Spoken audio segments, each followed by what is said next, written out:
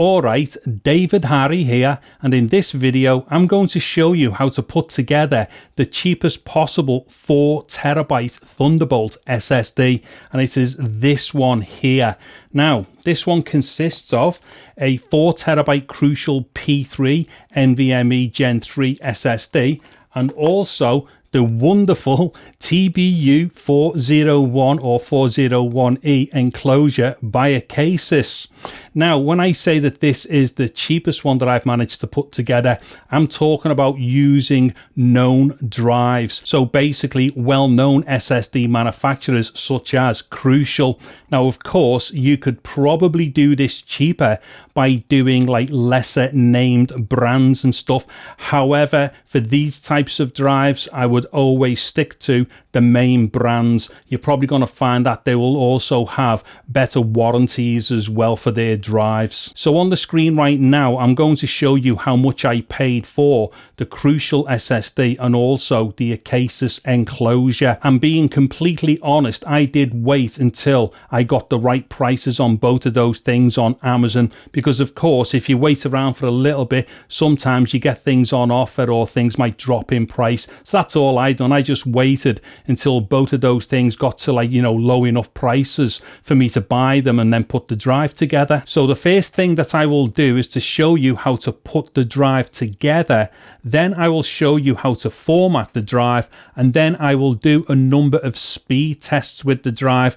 There will be a speed test which is going to be synthetic, and then I will do real world speed tests as well. Now, the computer that I will be using will be my M1 Max MacBook Pro here. Now, this is going to be typical of any Apple Silicon computer. So this particular drive will work on any Apple Silicon Mac. However, it will also work on older Macs as well, which are using USB-C or even Thunderbolt on the C ports. And the reason why is because this particular enclosure by Acasis is also USB4 compliant as well. So you can actually use this drive across loads of different types of devices or computers, which are going to be either USB-C or Thunderbolt. Now, of course, if you are using older variants of USB-C, say for instance 5 gigabit or 10 gigabit, then you will definitely get slower speeds. However, it is just good to know that a drive like this can be used across many types of interfaces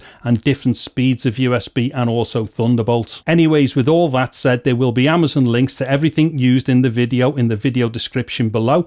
If whilst the video is playing through, if you find it useful in any way, please do give it a thumbs up, and a sub to the channel will be absolutely awesome. And don't forget, there are also chapter markers in the video as well, so you can skip through at your own leisure. Okay, so the first thing that I am going to do is to just run through the contents of the two boxes. So of course this is the SSD, and as you can see via the box here, this is a Crucial P3 and it is also 4TB. Now there's the SSD itself there. I will do some close-ups of that shortly when I put it inside the enclosure. But importantly, this is an M.2 PCIe Gen 3 NVMe, and then what we've got here is a tiny screw. We won't actually be using that in this video, but it does come in the packaging, because this is typically what you would need to use to fasten down the SSD inside a motherboard on a PC. And then here we've just got some bits of paperwork that come with the SSD. Now moving on to the enclosure, and once again I will just quickly run through what comes in the box. So as far as the box is concerned, as we can see here, this is the Acasis TBU401. Now, as far as compatibility is concerned with this enclosure, it is compatible with up to Thunderbolt 4 and USB 4. So basically this is a 40 gigabit enclosure which will operate at 40 gigabits over Thunderbolt or USB-C. Now, as far as the enclosure is concerned, here it is here. Now this is actually going to be a little bit mucky because it is not brand new. This is one that I've used on a number of builds else. Now there's just going to be something that I need to show you here quickly, and that is on the back here. We're going to see this has got 4 little rubber feet here. Well, I've actually put them on myself. They do not actually come with the enclosure. I'm just making that clear in case people think that these do come with feet. They don't. It's just what I've put on mine. So that's the enclosure, and like I say, it will look a little bit grubby because I've had it for over a year and it is well used. Now we also get a Thunderbolt 3 cable here. Now although this is obviously a Thunderbolt 4 enclosure, a Thunderbolt 3 cable will operate at the exact same speed as a Thunderbolt 4 cable as far as data transfer is concerned when using a Thunderbolt 4 device. Now over here we've got like a quick start guide thing as well, but for the sake of this video, let's assume that I'm the guide. Now we also have 2 thermal pads here. Now these 2 particular thermal pads that I've got are both 1mm pads. However, you're likely to get a 1mm and a 0.5mm. I just only have got these 2 1mm pads to hand. And then finally we've got these 2 rubber standoffs here, and these are used for mounting and holding the SSD in place inside the enclosure, which we will see shortly. So what I'm going to do now is to just quickly show you how to open up the enclosure, and then I will get on to showing you how to insert the SSD. So looking at the enclosure from its top here, on the right hand side, if we just turn this to its side, what we are going to see here is this is saying open with an arrow pointing at the edge of the bottom here. Well, what it is, that's saying basically push that open. So what I'm going to do is just get my thumb under here, and then you're going to feel the edge there. There's a slight lip on it. Now you might as well keep a finger on top here so it doesn't go flying off. So just push the edge ever so slightly, and as we will see, that's now come off there. And then if I just pull that right off, that's now going to show us the inside of the enclosure. Now attaching the SSD into the enclosure is super straightforward. So if we just have a quick look at this end of the enclosure, as we can see here, this is an M.2 slot. So basically we just connect the SSD into that slot there. And then to fasten down the SSD, there's a hole on this end of the enclosure, and that takes this little rubber standoff or little rubber stopper. I'll see if I can try and get that into focus there. So basically we put that little standoff on the end of the SSD, and then that pushes into that hole and holds it all into place. Now just before I go any further, let me just show you. There's a cutout on the end of the SSD here, and then we just get that little rubber stopper and it slots around or inside that little cutout there, and then we just push that into that hole there, which then allows it to all stay firmly in place. Now what I'm going to do here is to connect the SSD to the M.2 connector here on the actual enclosure, and this is super straightforward and it can only go in one way. Now if we have a look, there is a notch on the SSD, and that lines up with like another notch here on the M.2 connector. So if I push the SSD in, it will guide itself in, and then if you just carry on pushing, it's fully inserted. Now don't worry, you can only do this one way, because if I try doing it the wrong way, there's no guide pin here or at the other end, you know, for the SSD to like slot in. So as you can see, that guide pin on the M.2 slot has to match up with the actual cutout on the M.2 itself, or the M.2 SSD. So once again, I'm just gonna slide that in. Now what you need to do is just push it right the way to the end, and you'll know it's all the way in because you can't see any of those connectors anymore, or any of those copper connectors there. So at this point, that is all connected on, and we'll know this because if I just turn it on its side, it might go a bit out of focus. But as you can see, the SSD kind of holds itself up in the air like that. That's just a clear indication that it is indeed like held in properly into that M.2 slot.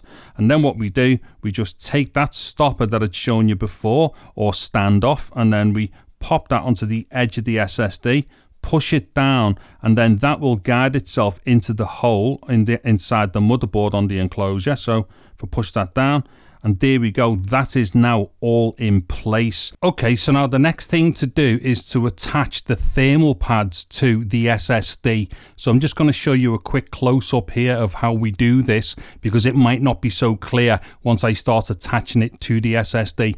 So this is one thermal pad, and as you can see here, there's a tab on one end. So if we pull that tab back, it's going to pull away that bit of plastic. So that's just protective plastic for the thermal pad. And then on the other side, we've got exactly the same thing. So another tab which pulls off the plastic film on that side as well. So what we have to do is to pull off both of these tabs here, pull off the plastic film, and then apply the thermal pad to the SSD. So now that I've shown you exactly what that is, let me just get on and attach both of the thermal pads that have come with the package.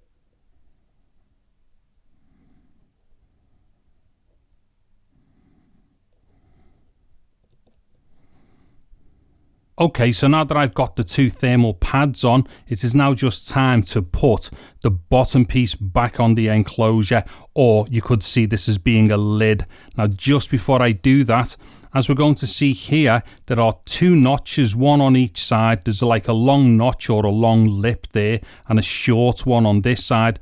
Well, it's actually that long one there that we took off first. So to put it back on, we need to use the short notch here, and I will show you. This will just guide itself into a slot on this end of the enclosure. So just going to flip that over like that. Just going to line it up on the inside of the enclosure. It will hold itself in place actually as it is doing like that there. Then all you do, just gently push down the other end, and as you can hear there, that'll just snap into place. And then finally, what we are going to do is to attach this drive to our Mac and then format it accordingly.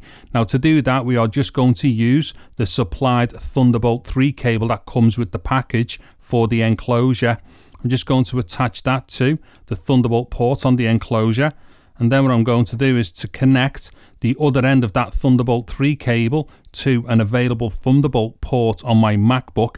However, as this particular SSD drive system is also USB-C compatible, you can basically connect this to any USB-C enabled MacBook or Mac as well. Okay, so I have now connected the SSD to my MacBook, so it is now time to format the SSD. However, before I show you how to do that, I am first going to recommend that you eject and disconnect any other external storage devices. Now, the reason why I'm recommending this is just so that you do not accidentally erase or format the wrong drive. And believe me, that is an accident that is easy to do, and I have actually done that myself in the past. Now, if we have a look here, I've got 3 drives attached, or 3 storage options attached to my Mac here. Now the first one is actually the drive that we've just put together. Now the reason why this is showing up is because I've obviously already used this before, so it is formatted correctly and has a name. However, I will get on to showing you how to format that anyway. Now below it there is another SSD attached, and then here there's an SD card attached. So what I'm going to do here is to just eject the SSD card, then I'm going to disconnect it from the computer, then I'm just going to eject that SSD and I'm going to disconnect that from the computer. Okay, so with all of the external storage options now ejected and disconnected, I now only have the one external storage option, which is what we want to be formatting. So to format this, what we need to do is to launch Disk Utility. Now, if you know where Disk Utility is, you go straight there. However, if you don't know where Disk Utility is, if you come up here to the search function and click on the magnifying glass and just start typing Disk Utility, And as we can see, it'll start coming up with options for you for disk utility. So I'm just going to tap into disk utility. Now, once we are in disk utility here, what we need to do is come up to where it says view, tap on view, and make sure it says show all devices. So just tap on that, make sure that that is selected. Now on the left hand side here, we are going to have a number of options. Now as we can see here, I've got a load of disk images that are actually showing up here. Now they don't have anything to do with anything, and you are unlikely to have anything like that pop up on your system. However, what we are looking for is something here that says external, and it will actually come up and say CT4000P SSD 8 media, and that is indeed the crucial SSD inside the enclosure that we have just put together. So what we need to do here is make sure that the root is selected. So don't select where it might say container, or if it says another name down here. If you do have those as options, just make sure that you highlight the root here. Then what we need to do is go over and click on erase. So I'll tap on there. Now at this point, what we are going to do, or what I'm going to do, is to format it using APFS with the GUID partition map system. Now, there are a number of different options in here where you can format the SSD to various formats. However, in my experience, APFS is going to be the fastest option for us to use. It is also a very safe option as well. Now, other people might start recommending using various formats. You can use those if you want. I'm going to stick to APFS because I know that it does work, and it does work very fast as well. So let me just select that. Now also I'm going to give this a meaningful name. So I'm just going to call this 4TB, and then maybe, let's see, I'll call it crucial. So this is definitely telling me exactly what this is. And then for good measure, I'm going to put APFS on it so I know what format is being used for it. Now at this point, we just type erase. Now this will go away and start formatting the disk. Then as we will see, once it is completed, on the desktop, we will then see a drive appear with the name that we have just given it. Now also, as we can see here, I have got a pop-up which has appeared saying Time Machine can back up your Mac. Well, basically what this is asking is, do you want to use this new formatted drive as part of a Time Machine backup? So what I'm going to do here is just click on options and say, don't ask me again. So basically I'm telling the Mac not to use this particular freshly formatted drive as anything to do with the Time Machine backup system. So don't ask again, and there we go, it's now disappeared. Okay, so with all of that said and done, and plus I've now also managed to take a break and have something to eat, I am now going to get into the speed testing. Now there is going to be two types of speed tests here. One is going to be synthetic and one is going to be real world. Now for the synthetic, I am using this app here, which is the Disk Speed Test by Blackmagic. Now to be clear, this is good for giving you a general overview of stuff, but it most certainly is not the best way to test for speed in the real world, hence why I will be doing a real world test after these tests. Now the first thing that I'm going to do here is to select my internal storage. So I'll just select the downloads folder there. That's my internal storage. So that's the Mac storage. Now I'm just going to test this, and this is just to let us know that obviously the Mac's internal storage is going to be way faster than anything we can attach to it via Thunderbolt. Indeed, the Mac's internal storage speeds, as we can see here, do actually go way in excess of what Thunderbolt 4 is able to do, or Thunderbolt 3 being 40 gigabits per second. So these speeds here are just so that you know that where we are coming from as far as the data being written to the external drive and then going back to is going to be much faster than the external drive. Okay, so let me just stop that there. Now what I'm going to do is select a new target. I'm going to select the external drive there. I'm just going to leave whatever the base settings are for this particular test and then get into this.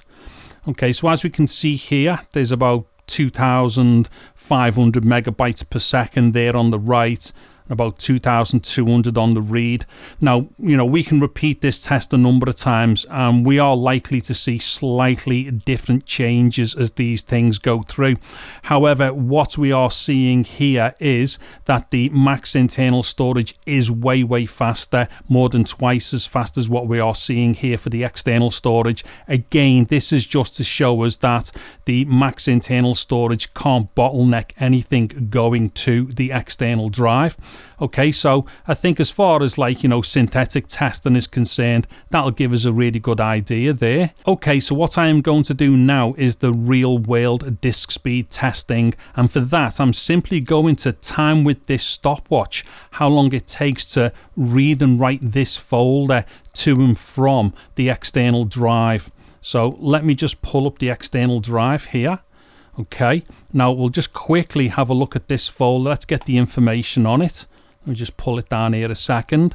So as you can see here, this is 100,047 megabytes in size, the content of the folder that is, and it consists of 131 items. If I just double click in here quickly, what it is, these are basically just like photo files and video files, typically the stuff that I would generally be using to like backup and things and whatnot. So we know what's in there. We know its size is 100,047 megabytes, and there are 131 items. Also, at this point, it is worth mentioning that all of these measurements are going to be done in base 10 ordinary. So basically, we times by 10 or 1,000 or 100 and stuff like that. We are not using binary or base 2. And the reason why is because we actually do measure storage and speed in base 10 ordinary. So there are going to be 1,000 megabytes in a gigabyte, so on and so forth. Whereas that measurement of 1024, which is a binary measurement, that particular measurement is for when you're using things such as megabytes and gigabytes, so on and so forth. And that is a completely different measurement. In fact, as from somewhere in the region of 1998, we have used 1000 or base 10 for the measurement for such things. In fact, if we have a look on the back of the box for this P3 drive, it even says 1 gigabyte equals 1 billion bytes. So therefore the measurement is also in base 10. Anyways, let me just close that down, and what I'm going to do now is just drag this folder onto the external drive and start timing it. So, well, start timing it to see how long it takes. Okay, so drop start. Okay, so to be clear, what we are doing here is measuring the write speed of the actual external drive. And now that we've already identified that the Mac's internal storage is a lot faster than what the external drive is capable of, we definitely know that we cannot be bottlenecking as far as like the data movements are concerned and such. So this is definitely a proper real world test. And I don't know, it may even conflict with what we've seen as far as the synthetic test numbers were concerned. Okay, so let me just come up to this. It's starting to come to the end of its test there. So okay, I may be slightly a bit late hitting stop there, but as far as I'm concerned, that was 38 seconds. So let me just make a note of that. So that was the write speed of the external drive. Now what I'm going to do is to delete the same folder from the desktop. I'm going to empty the bin. I'll just reset the stopwatch, and now what I'm going to do is the reverse. I'm just going to drag that folder back to the desktop, in which case what we're doing now is to measure the read speed of the external drive. So let me just get ready. So drop start. Okay, that was fast enough, well under a second to do that. Now, once again, what we are doing here is measuring the read speed. And again, as we've already identified, the Mac's internal storage is way faster than what the external drive can possibly achieve over Thunderbolt. So basically, there are no bottlenecks going on or anything like that. Okay. Let's see, yeah, we're going to get through this fairly quickly. I was going to speed through these things, but it's just not worth it because they are quite quick. So let me get ready to hit pause here when this stops. Okay, pause. Right, I'm going to call that 35 seconds. Let me just make a note of that. Okay, so what I'm going to do now is just go away and make some quick calculations, and let's work out what the real world bit rates are. So moving on to the results then for the bit rates. Now we have a folder size which is 100,000 100,047 megabytes. So during the write speed test, that took 38 seconds to complete. So we simply divide the 100,047 megabytes by 38 and we get a number which is 2,632. So that is 2,632 megabytes per second. Now, as far as the read speed is concerned, we simply divide the 100,047 by the 35 for the 35 seconds that that particular test took to do, and that gives us a number of 2,858. So once again, that becomes 2,858 megabytes per second. And what's worth noting here is that both of those numbers were actually better during the real world testing as opposed to the synthetic testing. And obviously the other thing that's been proven here is that the only way to get the true read and write speeds of any type of device moving data is to properly measure a known quantity of data over a period of time, which is exactly what we've done in the real world testing. Okay, so there we have it then, the cheapest 4TB Thunderbolt SSD that I have managed to put together so far, obviously using named brands. And also, as we've seen with those real world tests at the end there, they were actually very impressive and also were better than the synthetic testing as well. Anyway, once again, if you found the video useful in any way, please do give it a thumbs up. A sub to the channel would be absolutely awesome. There will be Amazon links in the video description below to everything used in the video. I'm David Harry. Thank you very much for watching this video. Take care and goodbye now.